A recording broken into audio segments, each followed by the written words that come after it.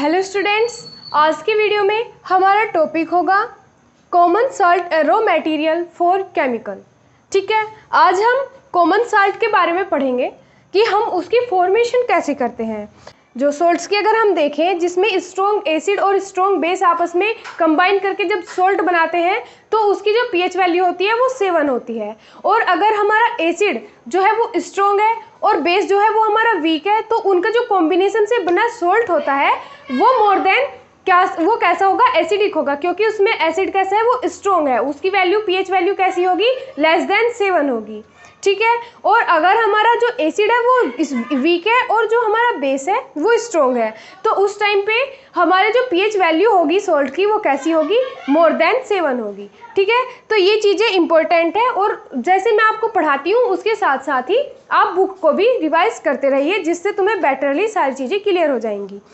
अब हम देखेंगे हमारी common salt a raw material for chemicals. Common salt कैसे बनते हैं, कॉमन सॉल्ट की फॉर्मेशन देखते हैं। तो उसमें सबसे पहले जो हमारा सॉल्ट है वो कौन सा है, सोडियम हाइड्रोक्साइड। सोडियम हाइड्रोक्साइड का जो केमिकल फॉर्मूला होता है वो क्या होता है, NaOH। सोडियम हाइड्रोक्साइड क्या होता है, केमिकली जो उसको लिखे NaOH। और दूसरा जो इसका नेम होता है वो क्या होता है, कास्टिक सोडा। इसको कास्टिक सोडा भी कहते हैं।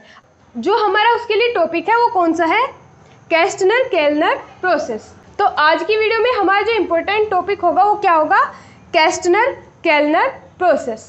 अब हम देखेंगे इसका प्रिंसिपल क्या है। सबसे पहले तो हमें पता होना चाहिए कि इसका प्रिंसिपल क्या है। तो इसका प्रिंसिपल है, in the Castner Kellner method electrolysis of brine to obtain sodium hydroxide. सबसे पहले तो हमें पता होना चाहिए कि इलेक्ट्रोलाइसिस क्या होता है। इलेक्ट्रोलाइसिस क्या होता है, जब हम किसी एक्वस सॉल्यूशन में इलेक्ट्रिसिटी को फ्लो करते हैं तो उसमें जो उसमें प्रेजेंट आयंस का जो फॉर्मेशन होती है वो क्या हो जाते हैं, वे आयंस अलग अलग हो जाते हैं। जैसे वाटर है, वाटर कहीं कहीं से मिलकर बना होता है। वाटर बना होता है हमारा H पॉजिटिव और OH निगेटिव। नॉर्मली हाँ इसके फॉर्मेशन क्या होती है, H2O। अगर हम इसमें इलेक्ट्रिसिटी को प्रोड्यूस करते हैं, इलेक्ट्रिसिटी अगर हम इसमें दे दें तो ये इसमें अपने आयनों में क्या हो जाएगा, अलग अलग हो जाएगा, ब्रेक हो जाएगा अपने आयनों में।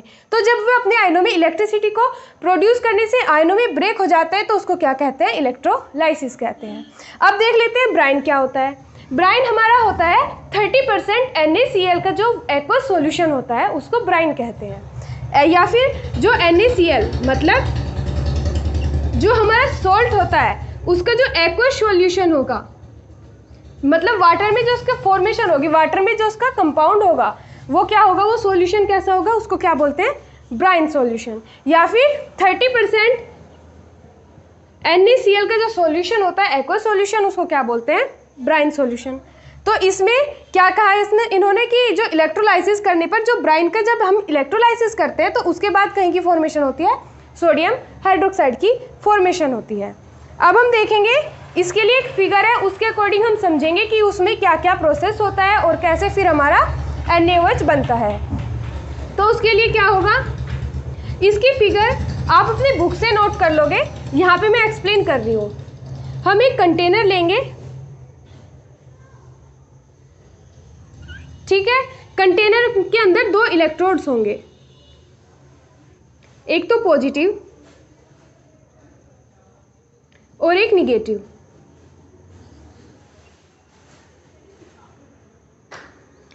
यहाँ पे इसके अंदर एक क्या होगा, सॉल्यूशन होगा, मतलब ब्राइन होगा, NaCl का एक्वस सॉल्यूशन इसके अंदर होगा और फिर उसके अंदर हमारे 2 इलेक्ट्रोड लगे हुए होंगे। इन दोनों इलेक्ट्रोड्स को हम एक बैटरी से कनेक्ट कर देते हैं। ये हमारा पॉजिटिव पार्ट है और बैटरी का ये वाला निगेटिव पार्ट है। जब ये पॉजिटिव पार्ट है तो ये हमारा इलेक्ट्रोड भी पॉजिटिव होगा और ये निगेटिव पार्ट है तो ये वाला इलेक्ट्रोड हमारा कैसा होगा, निगेटिव होगा। और इसमें जो सॉल्यूशन है वो कैसा है, NaCl, मतलब इसको क्या बोलते हैं, ब्राइन, है ना। और NaCl के आयनों में इलेक्ट्रोलाइज होता है Na positive and Cl negative. तो इसका मतलब जो ये हमारा कंपाउंड होगा उसमें कौन कौन से आयन्स होंगे, Na positive, Na positive, Na positive and इधर Cl निगेटिव और Cl निगेटिव। ठीक है। अब आप देख रहे हैं यहाँ पे सब पॉजिटिव है और ये यहाँ पे इसको बीच में दो अलग पार्ट हो गए इसके, इधर पॉजिटिव और इधर निगेटिव। ठीक है, तो अब हमें पता है जो हमारे पॉजिटिव आयंस होते हैं वो निगेटिव की तरफ को अट्रैक्ट होंगे और जो निगेटिव आयंस है वो पॉजिटिव इलेक्ट्रोड की तरफ अट्रैक्ट होंगे। तो इधर से जो Cl निगेटिव है वो तो इस साइड आएंगे और जो हमारे Na पॉजिटिव है वो कहाँ जाएंगे, वो निगेटिव की साइड जाएंगे। तो इसके ऐसे ही फिर हमारे क्या होगा, जो Cl वाले और साथ ही साथ इसमें कौन सा है, H2O भी है ना, वाटर है मतलब एक्वा सॉल्यूशन। तो इसमें एक H पॉजिटिव आयन होगा और एक OH निगेटिव आयन्स भी होंगे। तो यहाँ पे H पॉजिटिव और OH निगेटिव ऐसे होंगे। तो ऐसे ही OH निगेटिव और Cl निगेटिव इस साइड आने की कोशिश करेंगे, इस इलेक्ट्रोड पे आके अपने आप को न्यूट्रल करने की कोशिश करेंगे। अपना जो निगेटिव उनका आयन है उसको, निगेटिव जो उनके पास जो इलेक्ट्रॉन है उसको क्या करेंगे, इसको देकर डोनेट करके क्या कर लेंगे, न्यूट्रल फॉर्मेशन बना लेंगे। ठीक है, तो जब वो इसको डोनेट कर देंगे तो जब इलेक्ट्रॉन का डोनेशन होती है, जब इलेक्ट्रॉन को रिमूव किया जाता है तो वो कंडीशन कौन सी होती है, ऑक्सीडेशन। ऑक्सीडेशन में इलेक्ट्रॉन को क्या करते हैं, लॉस कर देते हैं, इलेक्ट्रॉन को डोनेट कर देते हैं और वो कंडीशन कैसी होती है, ऑक्सीडेशन कंडीशन होती है। और इस पे यहाँ पे इलेक्ट्रॉन को डोनेट कर दिया गया, इसका मतलब इस पे क्या हो रहा है, इलेक्ट्रॉन जो डोनेट कर दिया गया तो इस पे क्या हो रहा है, ऑक्सीडेशन हो रहा है। और ऑक्सीडेशन हो रहा है इसीलिए इसको क्या बोलते हैं, एनोड बोलते हैं। इसलिए इस इलेक्ट्रोड को क्या बोलेंगे, एनोड बोलेंगे। ठीक है, और इधर ये हमारे फिर इस साइड से जो हमारे Na पॉजिटिव आयंस है वो इस साइड जाएंगे निगेटिव इलेक्ट्रोड की तरफ, और जब वो निगेटिव इलेक्ट्रोड की तरफ जाएंगे तो क्या करेंगे, अपना जो आयन है उनका जो ये आयन होता है उसको क्या कर देंगे, इसके साथ ऐड कर लेंगे।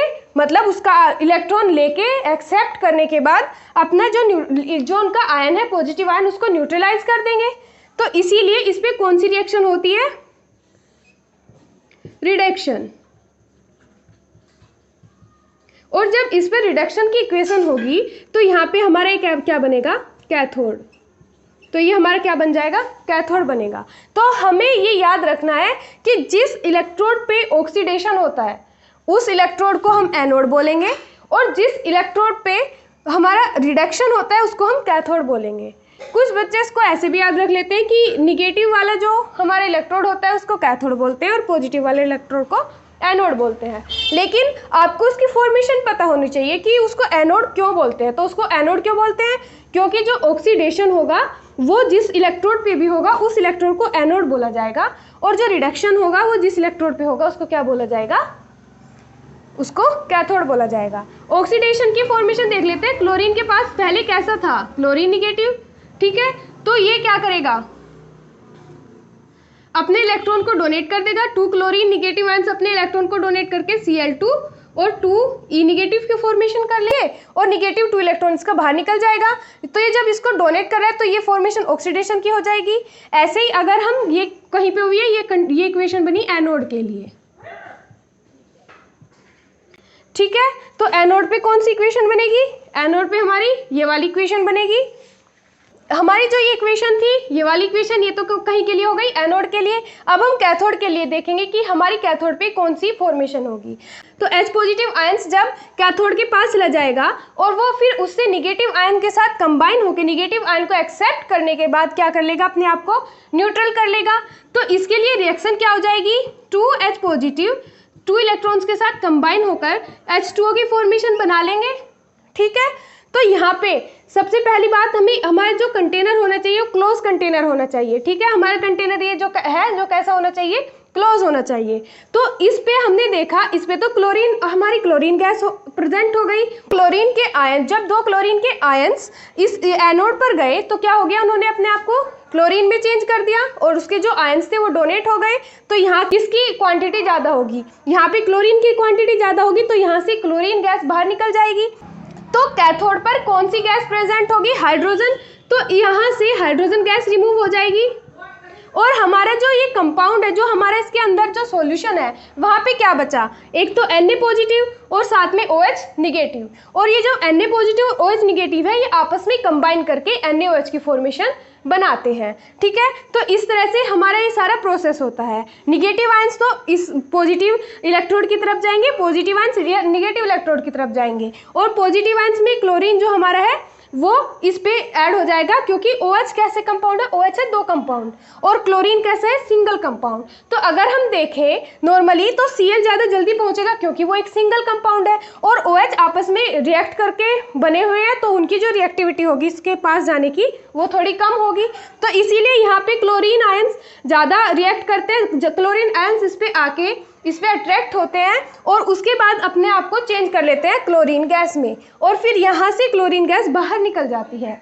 ऐसे ही hydrogen ions Na positive ions से मोर रिएक्टिव होते हैं, तो इसीलिए वो कहीं पे चले जाते हैं। पॉजिटिव जो हमारा इलेक्ट्रोड है निगेटिव इलेक्ट्रोड की तरफ जाते हैं, और निगेटिव इलेक्ट्रोड के ऊपर जब ये फिर अपने आप को न्यूट्रल कर लेते हैं, तो यहाँ पे ज़्यादा क्वांटिटी कौन सी गैस की हो जाती है, हाइड्रोजन गैस की, तो कैथोड से हाइड्रोजन गैस बाहर निकल जाती है। और हमारा जो कंटेनर है उसके अंदर क्या बचा, उसके अंदर बचा NaOH। तो जब उसके अंदर NaOH बचा तो वो आपस में क्या कर लेंगे, वो आपस में रिएक्ट करने के बाद NaOH कास्टिक सोडा की फॉर्मेशन कर लेंगे।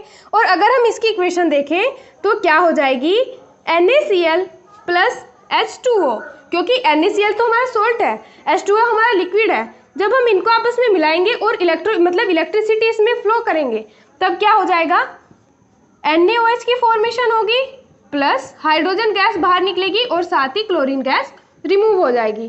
तो ये हमारा कौन सा प्रोसेस है, ये हमारा केटनर-केल्नर प्रोसेस है। इस केटनर-केल्नर प्रोसेस से आज हमने क्या फॉर्मेशन करी है, कास्टिक सोडा NaOH की फॉर्मेशन करना सीखा है। अब इसकी प्रॉपर्टीज देखते हैं, इसकी क्या क्या प्रॉपर्टीज होगी। अब हम NaOH की प्रॉपर्टीज देखते हैं। NaOH की प्रॉपर्टी में दिया गया है it is a white solid. ये कैसे सॉलिड है, ये एक वाइट सॉलिड है। मेल्टिंग पॉइंट क्या है NaOH का देख लेते हैं, 531 मतलब 531 केल्विन। ये 531 केल्विन पे क्या हो जाता है, मेल्ट हो जाता है। थर्ड देख लेते हैं, it is a stable component. ये एक स्टेबल कंपोनेंट है। और it is a basic in nature. ये नेचर में कैसा है, बेसिक है, स्ट्रॉन्ग बेसिक है। ठीक है, ये एक क्या है, मोनोहाइड्रोक्साइड है। मोनोहाइड्रोक्साइड का मतलब OH यहाँ पे कैसा है, सिंगल प्रेजेंट है। अगर OH होल ट्वाइस में होता तो वो डाईहाइड्रोक्साइड हो जाता, तो यहाँ पे OH कैसा है, वो सिंगल है, इसीलिए उसको क्या बोलेंगे, मोनोहाइड्रोक्साइड। और ये क्या है, हाईली सोल्यूबल है वाटर में। ठीक है, ये क्या हो गई, इसकी प्रॉपर्टीज हो गई। अब इसके यूजेस देख लेते हैं। It is used as a cleaning agent and in the manufacturing of washing soda. ये क्लीनिंग एजेंट के रूप में भी यूज़ किया जाता है। जो हमारे लेंसेज होते हैं, चश्मे के जो लेंस होते हैं, उनसे भी NaOH के द्वारा भी उनको साफ क्लीन किया जाता है, उनको NaOH द्वारा क्लीन किया जाता है, इसीलिए कहीं में यूज़ होते हैं। क्लीनिंग एजेंट के रूप में भी ये यूज़ होते हैं, उसकी मैन्युफैक्चरिंग के लिए भी इसका यूज़ किया जाता है। In preparation of soda lime, और सोडा लाइम की प्रिपरेशन में भी इसका यूज़ करते हैं। तो हमारी आज की वीडियो यहीं तक रहेगी।